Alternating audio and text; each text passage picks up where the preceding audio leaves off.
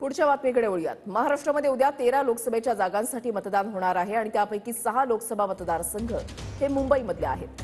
मतदानाच्या एक दिवस आधी म्हणजे आज सकाळपासूनच अनेक ठिकाणी बनवण्यात आलेल्या स्ट्रॉंग रूम मधून मतपेट्या मतदान केंद्रावर पोहोचवण्यात येत आहेत आणि दक्षिण मुंबईमधल्या कुलाबा विधानसभा मतदारसंघातील स्ट्रॉंग रूम मधून आढावा घेतलेला आहे। आमचे प्रतिनिधी कृष्णा सोनरवाडकर यांनी।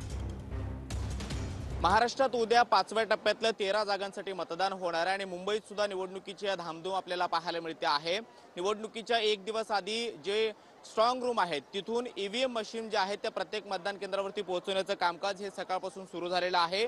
सध्या मी दक्षिण मुंबईत आहे आणि इथं आपण पाहतोय की सीएसटी परिसरातल्या या स्ट्रॉंग रूम जवळून या सगळ्या ईव्हीएम मशीन ज्या आहेत मतदान पेट्या ज्या आहेत त्या प्रत्येक मतदान केंद्रावरती पोहोचवल्या जात आहेत आणि उद्या सकाळी 7 वाजल्यापासून मतदान प्रक्रियेला सुरुवात होणार आहे।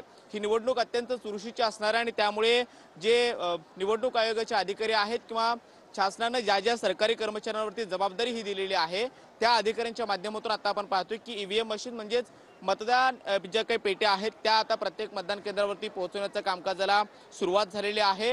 मुंबईतले 6 लोकसभा मतदारसंघ आहेत आणि त्यापैकीच एक दक्षिण मुंबईचा आहे आणि इथे दक्षिण मुंबईमध्ये सकाळीपासूनच आपण पाहतोय की निवडणूक आयोगाच्या कर्मचाऱ्यांच्या माध्यमातून या ईव्हीएम मशीन प्रत्येक मतदान केंद्रावरती पोहोचवण्याचं कामकाज जे आहे ते सुरू आहे। व्हिडिओ जर्नलिस्ट नरसिंग सोबत कृष्णा सोनारवाडकर, TV9 मराठी, मुंबई।